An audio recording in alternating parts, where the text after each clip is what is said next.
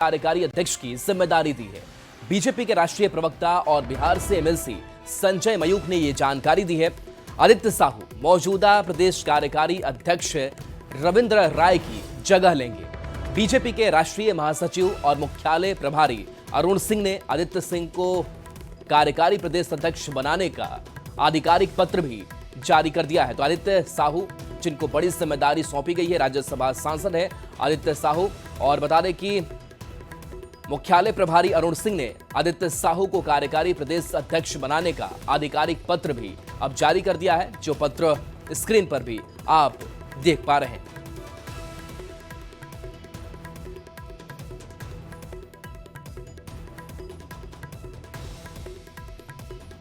तो आदित्य साहू, जिन्हें बीजेपी केंद्रीय नेतृत्व ने प्रदेश कार्यकारी अध्यक्ष बनाया है, और खुद आदित्य साहू हमारे साथ फोन लाइन पर है। आदित्य साहू जी, बीजेपी केंद्रीय नेतृत्व ने आप पर भरोसा जताया, प्रदेश कार्यकारी अध्यक्ष की जिम्मेदारी अब आपके ऊपर होगी, किस तरीके से इसको देखते हैं, आगे काम कैसा होना है?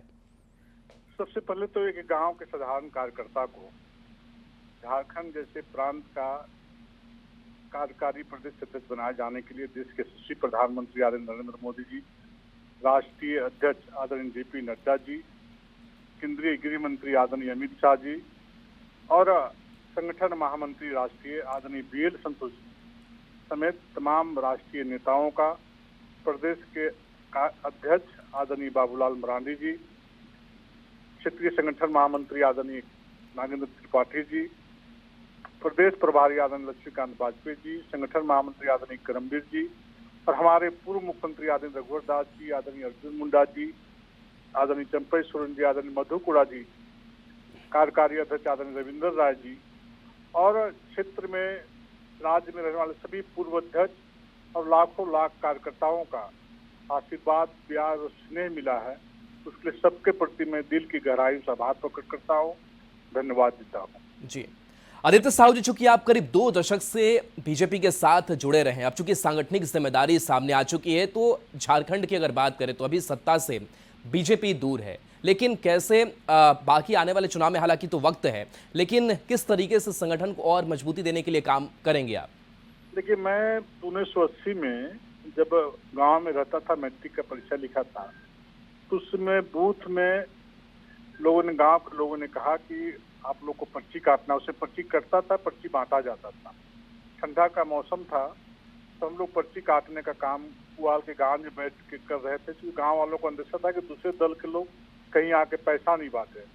तो उस समय से छोटे स्तर से धीरे धीरे धीरे धीरे धीरे संगठन के काम में जो भी जिम्मेवारी पार्टी ने दिया, संगठन ने दिया, उसकी ईमानदारी पूर्वक निर्वाह करने का काम किया। मंडल कार्य समिति रहा, जिला कार्य समिति रहा, जिला सदस्यता प्रभारी रहा, जिला का उपाध्यक्ष रहा, रांची ग्रामीण जिला, रांची जिला का 2 बार अध्यक्ष रहा, 4 बार प्रदेश कार्य समिति में रहा, प्रदेश में उपाध्यक्ष रहा, प्रदेश का 2 बार महामंत्री रहा। और तब आज एक महत्वपूर्ण जिम्मेवारी केंद्रीय नेतृत्व के द्वारा, प्रदेश नेतृत्व के द्वारा मुझे दी गई है।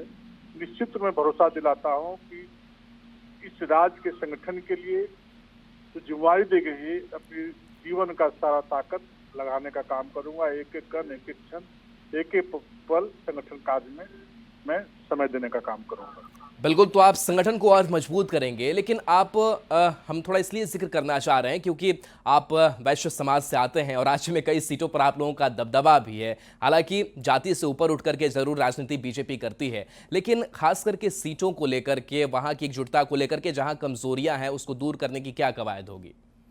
निश्चित रूप से यहाँ कमजोरियां नहीं। आप देखेंगे, पिछला बार भी चुनाव मिला था तो भारतीय जनता पार्टी को 69 लाख वोट मिले थे और अन्य पार्टियों को 74 लाख, जो सरकार बनाएगी। हम बहुत पीछे नहीं है, लेकिन जो कमियां रह गई हैं उसको हम सभी लाखों लाख कार्यकर्ताओं के साथ उसको दूर करने का काम करेंगे।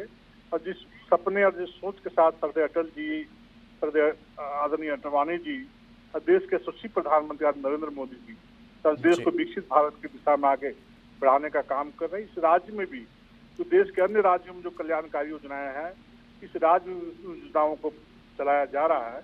निश्चित रूप से गांव के लोग, हम लोग आज भी गांव में रहते हैं, अभी भी जब जानकारी मिली तो अपने पैतृक गांव कुच्चू में ही था, मेरा शहर में कोई घर नहीं है, गांव में था, उस समय जानकारी मिली। इसलिए गांव के लोगों को, शहर के लोगों को जी स्लम एरिया के लोगों को सबके बीच जाकर के हमारे कार्यकर्ता इन सारी बातों को बदलाने का काम करेंगे। जिस उम्मीद और भरोसा के साथ झारखंड के लिए जी जो जेएमएम कांग्रेस को सरकार बनाने का अवसर दिया था, वो धूल दूषित होने का काम किया है और झारखंड की जनता उबाऊपन का जिंदगी जी रही है, विकास कोषों से दूर जा चुका है, अन्याय और अत्याचार प्रत्येक दिन बढ़ते चला जा रहा है।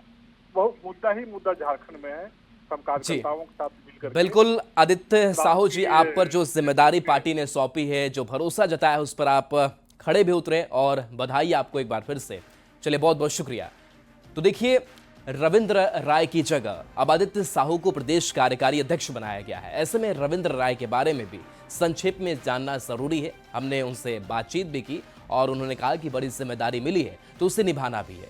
देखिए, 2024 के विधानसभा चुनाव से पहले रविंद्र राय की नाराजगी की अटकलों के बीच उन्हें प्रदेश कार्यकारी अध्यक्ष बनाया गया था। 2019 से 2024 तक वे कोडरमा से बीजेपी के सांसद रहे हैं। वे पहले भी झारखंड बीजेपी के अध्यक्ष रह चुके हैं। रविंद्र राय बीजेपी में एक बड़ा चेहरा रहे और अब देखिए, अब जो कार्यकारी अध्यक्ष की जिम्मेदारी है वो अब आदित्य साहू निभाएंगे। तो देखिए, झारखंड बीजेपी के नए कार्यकारी अध्यक्ष की जिम्मेदारी अब आदित्य साहू के पास। और देखिए, रविंद्र राय को हटाकर आदित्य साहू को कार्यकारी प्रदेश अध्यक्ष बनाए जाने पर रांची से बीजेपी विधायक सीपी सिंह ने कहा कि केंद्रीय नेतृत्व किसे कौन सा पद देता है, इससे कार्यकर्ताओं को फर्क नहीं पड़ता है। कार्यकर्ता सिर्फ पार्टी नेतृत्व के निर्देश पर संगठन को मजबूत करने, जनाधार बढ़ाने और उसके लक्ष्यों को पूरा करने के लिए काम करते हैं। तय केंद्रीय नेतृत्व करता है, किसको बनाना है, किसको रखना है। कार्यकर्ता का काम क्या है? कार्यकर्ता का काम है पार्टी के आदेश का पालन करना। कौन बनता है, कौन नहीं बनता है, यह महत्वपूर्ण नहीं है। महत्वपूर्ण यह है कि पार्टी के आदेश को कैसे पालन किया जाए। पार्टी जो भी कार्यक्रम देती है उसको कैसे ईमानदारी पूर्वक पूरा किया जाए। झारखंड बीजेपी के नए कार्यकारी अध्यक्ष को लेकर सत्ताधारी जेएमएम ने निशाना साधा है। मनोज पांडे ने कहा कि रविंद्र राय का पिछले विधानसभा चुनाव में बीजेपी ने न सिर्फ इस्तेमाल किया और आदित्य साहू को जिम्मा दिया गया, जिससे कुछ होने को नहीं है, क्योंकि झारखंड में बीजेपी का संगठन और कैडर समाप्त हो चुका है। के वक्त बगावती तेवर के साथ रविंद्र राय जी को जो इस्तेमाल किया गया, उनको एक लॉलीपॉप थमाया गया। अगर वो बगावत पर उतर आते तो हो सकता है बाबूलाल मरांडी सदन नहीं पहुंच पाते। तो उसको मैनेज करने के लिए किसी तरह बाबूलाल मरांडी की जीत सुनिश्चित हो, रविंद्र राय जी का इस्तेमाल किया गया। अब फिर उन्हें यूज एंड थ्रो फिर किनारे कर दिया गया। अनुभवी व्यक्ति थे। चलिए, अब आगे उनका क्या इस्तेमाल होता है ये गौर करने की बात होगी। लेकिन जो संगठन की स्थिति है भारतीय जनता पार्टी की, आदित्य साहू क्या कुछ कर पाएंगे?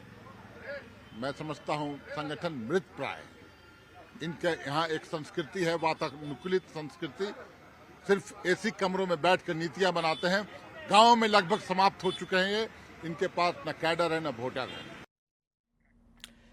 चलिए, बढ़ते आगे। सरंडा को वाइल्ड लाइफ सेंचुरी घोषित किए जाने से जुड़े फैसले का सरंडा क्षेत्र में विरोध तेज हो गया है। चाईबासा के रोआम में आयोजित आम सभा में ग्रामीणों ने पारंपरिक हथियारों के साथ रैली निकालकर जमकर नारेबाजी की। इसके साथ ही इस फैसले के विरोध में रेल और सड़क जाम आंदोलन की भी चेतावनी दी गई। वहीं खराब मौसम के कारण वित्त मंत्री राधाकृष्ण किशोर समेत 4 मंत्री सभा में नहीं पहुंच सके। आम सभा में परिवहन मंत्री दीपक बिरुवा, सांसद जोबा मांझी और विधायक जगत मांझी और सोनाराम सिंह को मौजूद रहे। इस दौरान मंत्री ने ग्रामीणों को उनकी भावनाएं सुप्रीम कोर्ट में रखने का आश्वासन दिया। सारंडा को वन्य जीव अभ्यारण्य घोषित करने को लेकर राज्य सरकार गंभीर नजर नहीं आ रही है। हाल के दिनों में 5 मंत्रियों के समूह ने 2 बार सारंडा का दौरा किया और इस दौरान वहां के स्थानीय लोगों और ग्रामीणों से बातचीत की। ग्रामीण वन्य जीव अभ्यारण्य के विरोध में खड़े हैं। ऐसे में इस पर अब सियासत शुरू हो गई है। बीजेपी ने हेमंत सरकार में सारंडा के जमकर दोहन का आरोप लगाया तो सत्ताधारी जेएमएम ने कहा कि बीजेपी हर काम में बाधा डालना चाहती है। बावजूद इसके सर्वसम्मति से जल्द सारंडा के संरक्षण पर फैसला होगा। देखिए, आयरन और माफिया ने सारंडा जंगल का हेमंत सरकार के कार्यकाल में जमकर दोहन किया और पूरे तरीके से वहाँ जो पर्यावरण है उसको नष्ट कर दिया, इकोसिस्टम को नष्ट कर दिया। जो ग्रामीणों के विरोध की बात आ रही है, ये तो बड़ा आश्चर्यजनक है। ना तो हमने इसका कोई वीडियो देखा, ना कोई इसकी तस्वीरें देखी, जबकि 5-5 मंत्री गए थे। तो कहीं ये स्टेट स्पॉन्सर तो नहीं था सारा कुछ? और ऐसे भी अगर ग्रामीणों का विरोध है तो उनको समझाना चाहिए साहब। देखिए, भाजपा को हर चीज में व्यवधान पैदा करना है।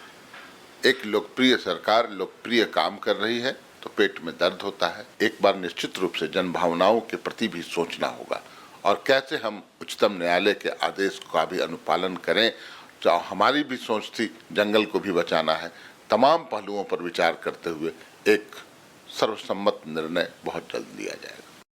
केंद्र सरकार का जीएसटी में सुधार को बीजेपी आम जनता को बताने में जुटी है। राजधानी रांची में दुर्गा पूजा के दौरान बीजेपी कार्यालय के बाहर ऐसा ही नजारा दिखाई दिया। बीजेपी कार्यालय के बाहर सड़कों के दोनों तरफ जीएसटी में सुधार को लेकर बड़े बड़े बैनर पोस्टर लगाए गए हैं। बैनर पोस्टर के जरिए जीएसटी में संशोधन कर कटौती को लेकर पीएम मोदी को धन्यवाद दिया गया है। तो दुर्गा पूजा के दौरान झारखंड बीजेपी कार्यालय के बाहर जीएसटी सुधारों को लेकर बड़े बड़े पोस्टर लगाने पर बीजेपी ने अपना पक्ष रखा है। प्रदेश प्रवक्ता प्रतुल शाहदेव ने कहा है कि आम लोगों को जानकारी देने के लिहाज से ऐसा किया गया है। बीजेपी इसे अब तक के सबसे बड़े आर्थिक सुधारों से जोड़कर देख रही है। तो सत्ताधारी जेएमएम ने जीएसटी में सुधारों को सिर्फ छलावा बताया। जीएसटी जब से लागू हुआ है 2017 में, अब तक का 8 वर्षों का सबसे बड़ा रिफॉर्म है साहब। सिर्फ 2 स्लैबों में ये सिमट गया। 5% और 18% रोज़मर्रा के खाने की चीज़ें 5% पे आ गई। बहुत भारी जो है वो कीमतों में गिरावट होगी, और गिरावट होगी तो इससे वॉल्यूम बढ़ेगा, प्रोडक्शन बढ़ेगा, मार्केट उठेगा। तो मुझे लगता है ये बहुत ही सही मैसेज है। और एक बार जैसे ही दुर्गा पूजा खत्म होता, फिगर्स देखिएगा, पिछले साल की तुलना में कई गुना ज़्यादा बिक्री हुई है। पोस्टर लगाने से क्या होगा? जनता के बीच कभी जाके पूछिए। और कई एक लोगों ने पूछा है, कई एक चैनलों में, सोशल मीडिया में हम लोगों ने देखा है, किसी भी चीज का दाम कम नहीं हुआ। जीएसटी एक आईवास है। ये कपड़ों पर जीएसटी घटाते हैं और धागा पर जीएसटी बढ़ाते हैं। ये किताब में जीएसटी घटाते हैं और जो पन्ना होता है ना, पेपर, उसमें जीएसटी बढ़ाते हैं। ये चतुर चालाक धूर्त लोग हैं और ये बेवकूफ बनाने का काम करते हैं। लेकिन बेवकूफ जनता बनाएगी इस बार इनको। बिहार में एक वानगी दिखेगी। और ये जो जीएसटी में पिछले 9 वर्ष से लूट मचा रखा था इन लोगों ने, उस लूट का जिक्र नहीं करते। लूट, जीएसटी लगाया कौन था? डोनाल्ड ट्रंप लगाया था क्या? जीएसटी भी आपकी सरकार ने लगाई थी। 55 लाख करोड़ लूटा इन लोगों ने जनता से। साइबर क्राइम के लिए जामताड़ा के साइबर ठगों ने अब अपना ट्रेंड बदला है। इन लोगों ने कॉल सेंटर के माध्यम से ठगी का नया तरीका निकाला है। यहां पढ़े लिखे लड़कियों को बुलाया जा रहा है, उनसे फोन के जरिए फर्जी कस्टमर केयर बनकर ग्राहकों को ठगी का शिकार बनाया जा रहा है। एसपी का कहना है कि शहर की लड़कियां बाहर बड़े शहरों में पढ़ाई करने के लिए गई। साइबर ठग इनका इस्तेमाल ठगी करने में कर रहे हैं। लड़कियों को झांसा देकर साइबर ठग अपना गिरोह बना रहे हैं, गिरोह में शामिल कर रहे हैं। पुलिस ने इन लड़कियों को साइबर ठगी का रास्ता छोड़ मुख्य धारा में लौटने की अपील की है, नहीं तो फिर जेल के तौर पर अंजाम भुगतने की भी बात कही है। स्पष्ट है कि साइबर क्राइम का जो पैटर्न है वो लगातार चेंज हो रहा है, और ख़ास करके कॉल सेंटर में लड़कियां अच्छे से बात कर पाती हैं। और अब इसका एक इस्तेमाल इन लोगों ने, साइबर क्रिमिनल्स जो हैं, लड़कियों को हायर करते हैं और हायर करके जो है वो साइबर क्रिमिनल जो है इनका लोगों से बात करके उनको फंसाने का काम इनके द्वारा किया जा रहा है। ये तो हुई गैंग्स ऑफ जामताड़ा से जुड़ रही लड़कियों की बात, और ऐसी लड़कियों को पुलिस की चेतावनी की। अब आपके काम की बात करते हैं कि आखिर साइबर क्राइम से कैसे बचे। तो मजबूत और यूनिक पासवर्ड रखना आपको जरूरी होगा। इसके साथ साथ पासवर्ड नियमित रूप से आप बदलते रहें। 2 कारक प्रमाणीकरण यानी कि 2FA का उपयोग जरूर करें, और केवल सुरक्षित HTTPS वेबसाइटों पर ही आप जाएं, और किसी भी अनजान ईमेल और संदिग्ध लिंक से बचना चाहिए। एंटीवायरस सॉफ्टवेयर इंस्टॉल करें और उसे अपडेट भी आपको रखना होगा। इसके साथ साथ सिस्टम और ऐप्स को नियमित रूप से अपडेट करें। सोशल मीडिया पर निजी जानकारी बिल्कुल भी साझा ना करें। सार्वजनिक वाईफाई पर संवेदनशील डेटा नहीं डालें। डेटा का नियमित बैकअप लें। साइबर सुरक्षा के प्रति भी आपको जागरूक रहना जरूरी है। तो ये वो कदम है जिसके जरिए आप साइबर अटैक से बच सकते हैं, दूसरों को भी साइबर सुरक्षा की जानकारी दें। चलिए बढ़ेंगे आगे। बड़ी खबर गिरिडीह से है, जहां शहरी क्षेत्र के बावन टोले स्थित एक निजी तालाब में बीती रात असामाजिक तत्वों ने जहर डाल दिया, जिसके बाद तालाब में करीब 50 क्विंटल से ज्यादा मछलियों की मौत हो गई। घटना के बाद तालाब के मालिक और आसपास के लोगों के सहयोग से तालाब से कई क्विंटल मरी हुई मछलियों को बाहर निकाला गया। घटना की जानकारी देते हुए तालाब के मालिक ने कहा कि यह तालाब उनके परिवार का निजी तालाब है, लेकिन लंबे समय से कुछ दबंग किस्म के लोग इसे सरकारी तालाब घोषित करने और उसके पास सार्वजनिक रास्ता बनाने की मांग कर रहे हैं। तालाब है निजी तालाब, इसके बगल में मेरा घर है। आज सुबह जब हमको पता चला कि मेरे तालाब में किसी ने जहर डाल दिया, हम लोग सभी लोग यहाँ पे आए तो देखें सारा मछली पानी के ऊपर तैर रहा है और बहुत सारा मछली, लगभग 5-6 क्विंटल मछली नीचे बैठा हुआ है तालाब के नीचे, पानी के नीचे। कुछ लोगों ने लूट करके भी लेके गया। हम लोग नमक डलवाएं, इसमें 3 क्विंटल नमक डलवाएं, केला का थम डलवाएं ताकि जहर का असर कम हो। जो कि इस नुकसान मुझे, मतलब ये जो तालाब में मेरा जहर डाला, इससे मुझे आर्थिक रूप से बहुत सारा नुकसान हुआ। जमशेदपुर में अपराधियों के हौसले लगातार बढ़ते जा रहे हैं। ताजा मामला कदमा थाना क्षेत्र के लिंक रोड का है, जहां मॉर्निंग वॉक कर रहे फुटबॉल खिलाड़ी से चेन की छिनतई कर ली गई। बाइक सवार 2 अपराधियों ने हथियार के बल पर वारदात को अंजाम दिया।